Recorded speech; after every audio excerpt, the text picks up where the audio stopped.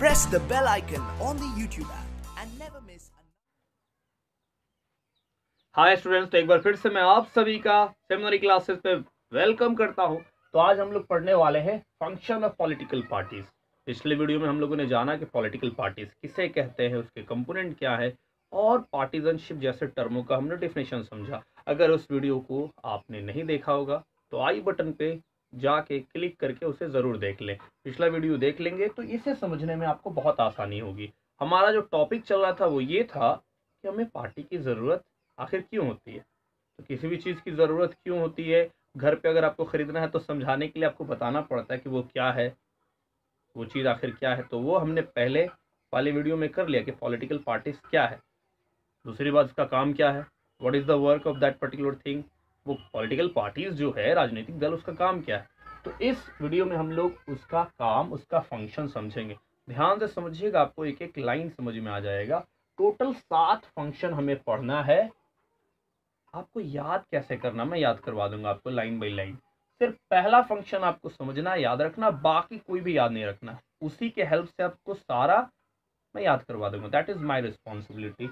आपका काम क्या है, आप इसको ध्यान से देखिए, समझिए, और इस वीडियो के देखने के बाद इसका नोट्स मैं डिस्क्रिप्शन में दे दूंगा। वहां पे जाएंगे आप, you will find the notes from the blog seminaryclasses.blogspot.com। तो आइए समझते हैं। पॉलिटिकल पार्टीज का पहला फंक्शन ये है कि वो इलेक्शन लड़ते हैं। क्या करते हैं, वो इलेक्शन लड़ते हैं। क्यों इलेक्शन लड़ेंगे भाई? इलेक्शन इसलिए क्योंकि उनको सरकार बनाना, आखिर वो कहीं ना कहीं उनके मन में इच्छा है कि वो सरकार बनाए, राज करे। तो बिना इलेक्शन लड़े ऐसा होगा? तो दे कॉन्टेस्ट इलेक्शन। पहली बात है कि वो लोग को इलेक्शन लड़ना होता है। दूसरी बात, इलेक्शन कैसे लड़ेंगे? इलेक्शन जब लड़ेंगे तो वो अपना एक कैंडिडेट खड़ा करेंगे, और वो कैंडिडेट जो आएगा वो आपके सामने हजारों तरह के वादे करेगा, आपको बताएगा मुझे ये करना है, वो करना है। इलेक्शन जीतने के बाद आपको वो किस किस प्रकार से आपके लाइफ में परिवर्तन लाएंगे, क्या क्या योजनाएं लाएंगे, वो आपको बताते हैं। तो पॉलिटिकल पार्टीज का पहला फंक्शन, वो इलेक्शन लड़ते हैं। और इलेक्शन लड़ने के दरमियान में क्या करते हैं कि वो आपको पॉलिसीज से, प्रोग्राम से, जो वो इम्प्लीमेंट करने वाले हैं इलेक्शन जीतने के बाद, उसके बारे में बताते हैं। तो क्या हो, they put forward different policies and program. तो जनता के सामने ये पेश करते हैं कि we are going to implement these and these policies. ठीक है, अब जनता को अगर पॉलिसीज पसंद आ गई तो जनता ने आपको वोट दे दिया, तो आप जीत जाएंगे। तो जीत के क्या बनाएंगे आप? Ruling party. तो रूलिंग पार्टी क्या करती है? सरकार बनाती है, सरकार को चलाती है। तो parties form and run the government. तीनों याद हो रहा है आपको? पहले क्या करती पार्टीज? इलेक्शन लड़ती है, और इलेक्शन लड़ने के टाइम में उसको बताना पड़ता है कि वो क्या क्या पॉलिसीज और प्रोग्राम्स इंप्लीमेंट करने वाली, किस किस प्रकार से आपको लूटने, मतलब आपके साथ बर्ताव करने वाली, क्या क्या नई योजनाओं को लाने वाली है। मैनिफेस्टो, आइडियोलॉजी, वो उसको क्लियरली एक्सप्लेन करती है जनता को। जनता को जिनका पसंद आया उनको जनता ने वोट डाला, तो वो पार्टी जो है फिर जीत जाने के बाद क्या करती है? सरकार चलाती है। और जो पार्टी ऐसा नहीं कर पाई, अब जीत गई, तो जीतने के बाद ये क्या करेगी?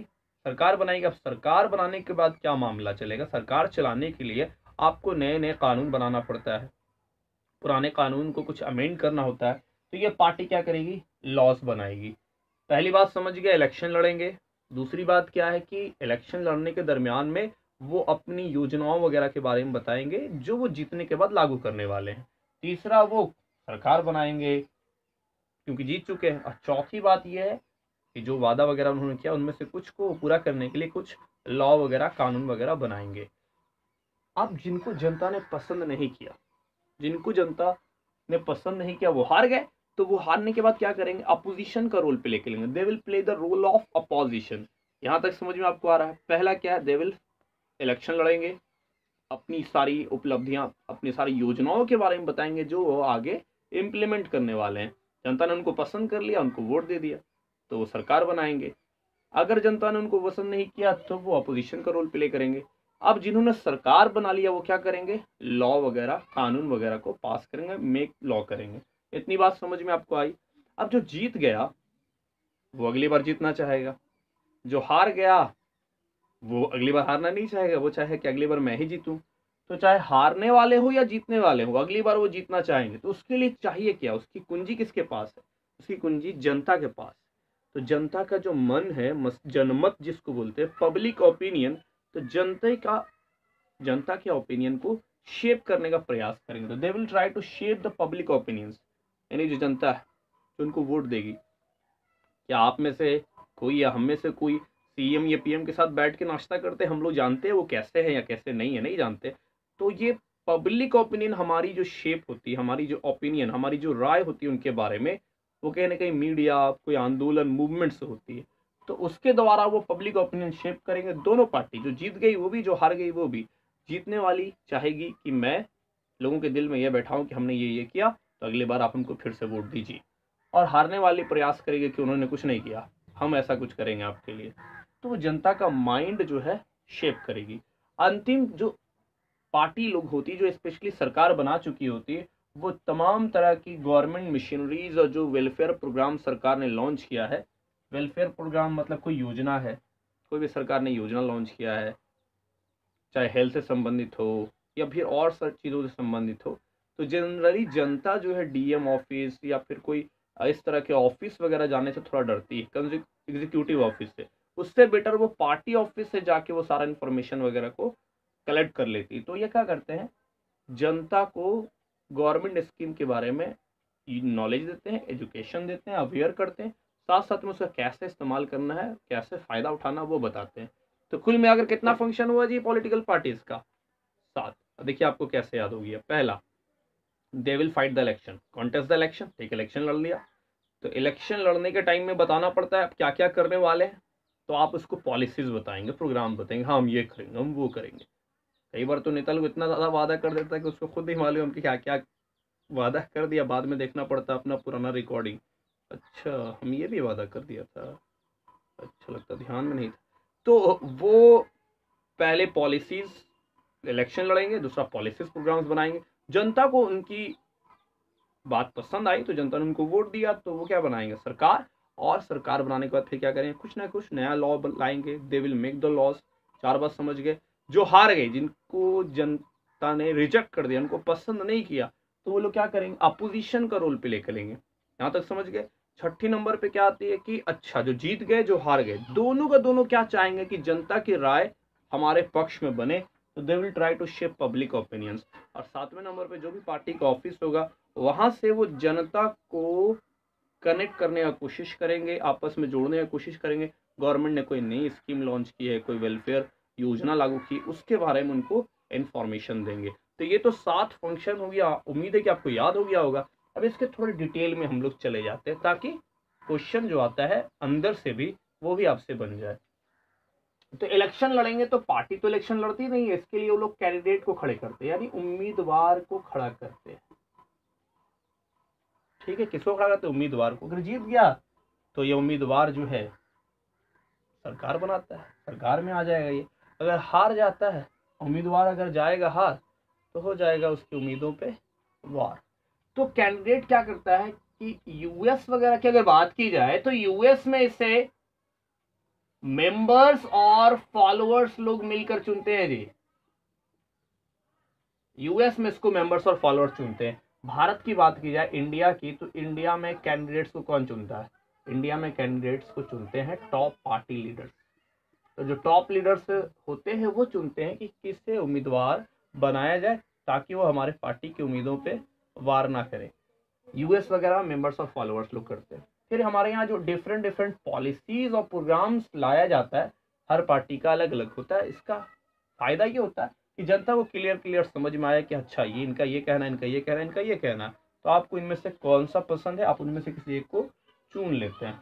फिर पार्टीज जो है सरकार बनाती है, चलाती है, तो असल में आप देखिएगा जो भी डिसीजन लिया जाता है वो कहीं ना कहीं कोई पॉलिटिकल एग्जीक्यूटिव ही लेते हैं, और वो किससे जुड़े होते हैं, किसी न किसी पार्टी से। फिर अब लॉ वगैरह की बात की जाए तो आप बोलेंगे सर ये तो एमपीज लोग बनाते हैं, ये एमएलएज लोग बनाते हैं। तो ये एमपीज लोग लॉ जरूर बनाते हैं, डिबेट जरूर होता है लेजिस्लेचर में, लेकिन ये कोई भी लॉ पास करते हैं तो पार्टी की मर्जी के खिलाफ जाके नहीं करते हैं, पार्टी के डायरेक्शन के अनुसार ही करते हैं। तो ये पार्टी ही असल में कानून बनाती है, उस हिसाब से देखा जाए। फिर ये सवाल बहुत इंपॉर्टेंट बन जाता है, कई बार परीक्षा में पूछा गया कि आखिर अपोजिशन का रोल क्या होता है। क्या रोल होता है अपोजिशन का? अपोजिशन का रोल होता है कि किस प्रकार से अगर सरकार की कोई नीतियां हैं जिसमें कुछ गलती है तो they will criticise the policies of the government. तो ये लोग सरकार की नीतियों को क्रिटिसाइज करेगी। कई लोग बोलते हैं कि ये विपक्ष पार्टी बार बार जो सरकार की आलोचना क्यों करती है। देखिए भाई, अगर वो ना आलोचना करे तब गलत है, क्योंकि उसका काम ही वो है कि सरकार की नीतियों में अगर उसे कुछ कमी नजर आ रही है या नहीं भी नजर आ रही है तो उसका वो आलोचना करे, क्रिटिसाइज करने का काम करते। They will play the role of opposition. यहाँ तक आपको समझ में आ रहा है बात। हालांकि अगर नजर नहीं आए कोई क्रिटिसिज्म तो जबरदस्ती नहीं करनी चाहिए, लेकिन वो इनका काम ही होता है, वो ऐसा करेंगे ही। तो जब सत्ता में रहेंगे तो उसी चीज का समर्थन करेंगे, जब विरोध में आएंगे विपक्ष बनेंगे तो उनका विरोध करेंगे। तो क्रिटिसाइज करते हैं, इससे फायदा ये होता है कि एक जो सरकार होती है वो थोड़ी एक तरह से डरी रहती है, कहीं हमने कुछ ऐसा कुछ कर दिया जिससे अपोजिशन वाले लोग ही हम पे चढ़ गए और क्रिटिसाइज उन्होंने इतना ज़्यादा करना शुरू कर दिया कि जनता उनके समर्थन में चली जाएगी, तो फिर हमें दिक्कत होगा। तो ये डेमोक्रेसी को स्मूथ बनाने में, फंक्शन करने में हेल्प करती है।